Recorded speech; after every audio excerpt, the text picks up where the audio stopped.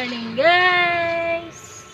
Welcome to my vlog. Please guys, support my new vlog. Yan guys, pa-subscribe and like naman guys. Malaking tulong na po yun sa akin nagsisimulang mag-vlog. O ayan guys, sa paliguan ko ng aking baby, si baby Prince. Ayan, tapos lang yan breastfeeding sa akin. Ayan. 2 months old na siya. Ayan. Ayan guys, 2 months old na siya nung August 7. Kasi pinanganak ko siya ng June 7. So, ayan, ang routine ko araw-araw.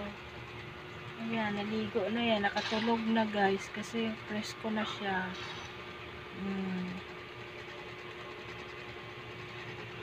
Breastfeeding tayo.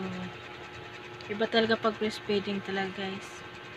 Hindi ka problema sa pagbili ng gatas. Kailangan mo lang kain tapos may sabaw yung ulam mo para marami kang gatas. So ayan nga guys, so may share ko. Ayan ang aming simpleng buhay. Kaya boys, please pa-subscribe naman sa aking channel.